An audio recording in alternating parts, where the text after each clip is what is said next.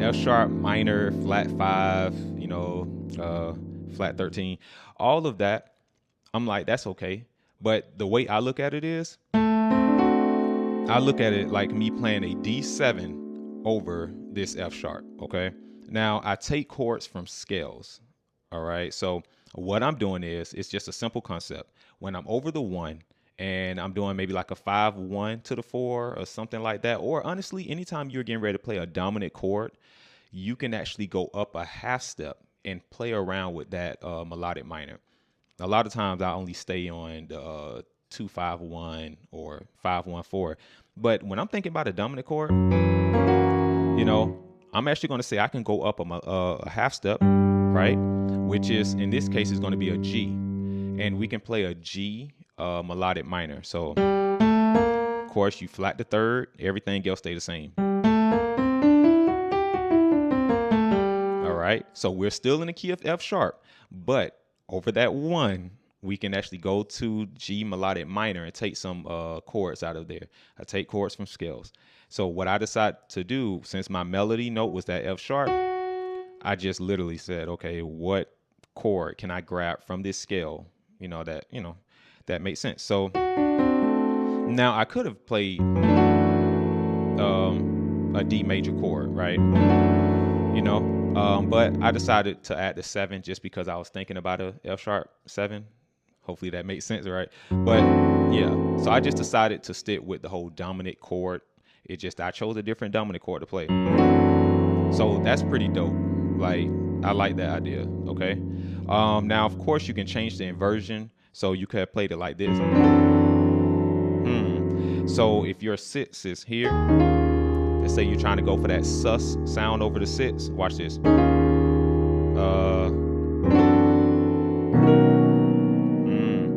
All right. So you guys are going to have some options after this. So that's what I like about Reharm. You can kind of do whatever you want in a way, But this is just an example that you can kind of have in your bag, right? So we're talking about the melodic minor and then the family of 4 dominants. So 1, I already told you guys over that 1. You can play this. Now, I named them out in the beginning. So let's just say our melody is here, right? We're playing our 6, right? Just a regular E flat minor 7. Now, the 4, for the most part, we usually play that major 7, right? So if that entails me playing the 1 over the 4, I'm okay with that. You'll make it a major 9, but you still get the concept though, right? Since my melody note, let's say I want it to be that C sharp, I can do something like this. So look at that. I'm walking up, right? So I'm using voice leading. So what I decided to do was I decided to think about that melodic minor again, right? That G melodic minor. And I took a C major chord, right? Took a C major chord out of that. I still got my, my root in 7, in my left hand, right?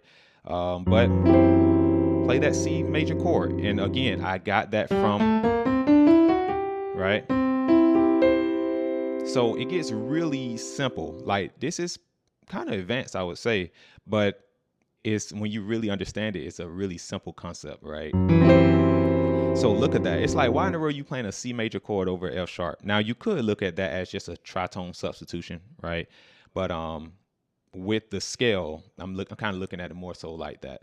But however you want to understand it. So we got the 6, 1, 4.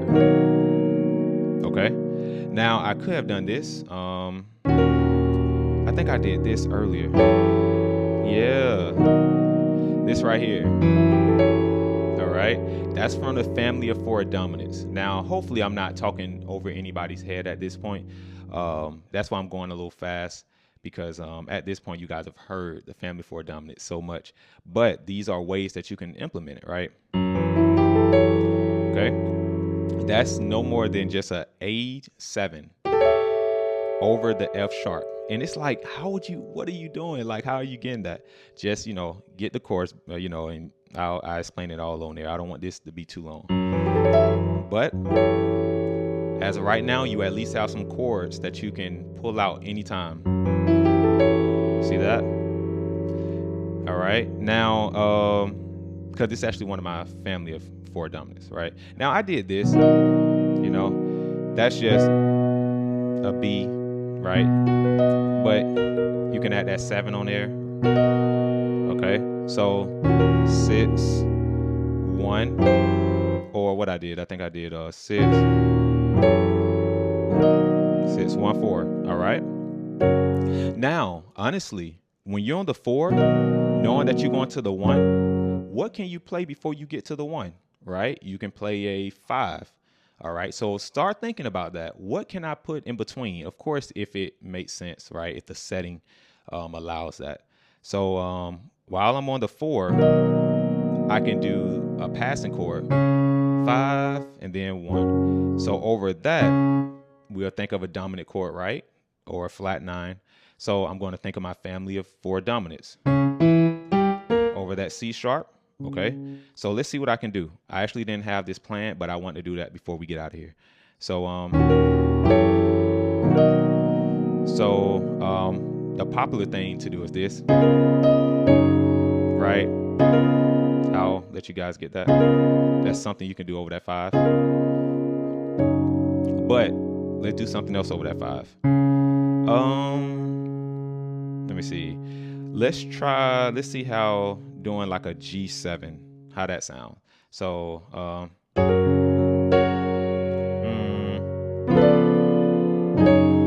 wait, so 6.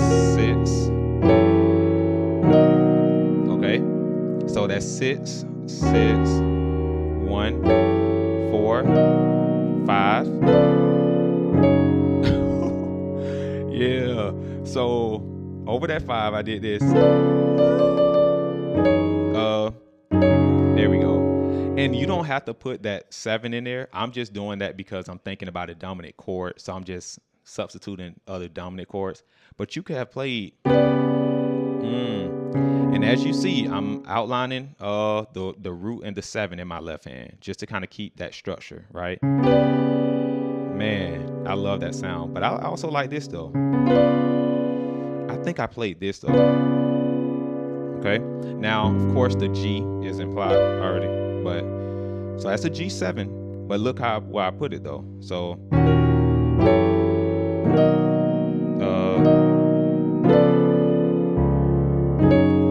okay, and then go to the 5. So we only took, that simple progression, but look what we made it though, So the reharm can go to another level just with these 2 concepts. I'm thinking about the melodic minor, and I'm thinking about the family of 4 dominants. Now, I use the family of 4 dominants right here, right? Because that's one of the substitutions for that C sharp dominant chord, right? I just chose the G. But really quick, let's do a melodic minor concept. Let's see. So I said go up a half step, which is this D. So you think of the D major scale, but you're going to flat the 3rd, makes it a melodic minor. Now, I did not practice this, so let's see what we can come up with. So let me see. What chord can I take? Now, what I did last time, I took a dominant chord from that melodic minor. I did it over the 5. So here we go. 1, 2, 3. So we can play, let me see. Well, we already played that. So let's try to take another chord. Let me see. Can I do this? Let me see. Can I do this right here over that? See if this works. Now over this C, watch what I'm gonna try to do. Can I do this?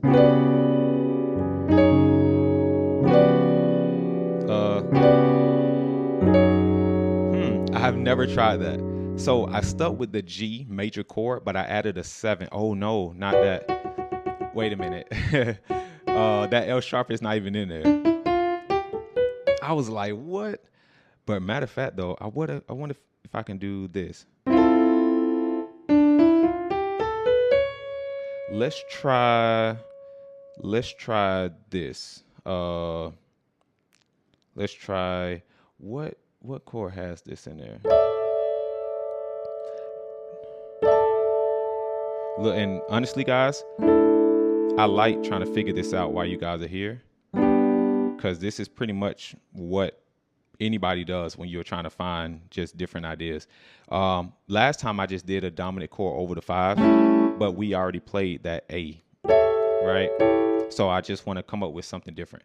What I could do is over the 4 of this melodic minor, 1, 2, 3, 4, I could do a major chord and probably maybe go back and forth between that G and A. Let me try that. I'm just gonna try it. So 6, 4, 1, 4. Watch this. All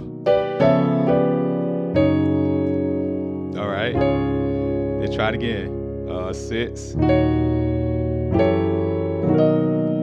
Here we go. Over that 5. Yeah. Okay. So of course it took me a minute just to try to get it, but that's because I didn't plan on doing it. But at least you guys got a chance to see me figure it out. So really, I just took the of that D melodic minor scale, 1, 2, 3, 4, 5. I just played around with the 4 and the 5 major chords. Right? Nice. That's the 5, 1. Okay. So hopefully that brought some value. All right. That was pretty fun trying to figure that out really quick. But yeah, so let me know, guys. Definitely get the course if you need some more understanding on that family of 4 dominants. All right. Take care. Don't forget to like the video. It really helps the channel. Talk to you guys soon.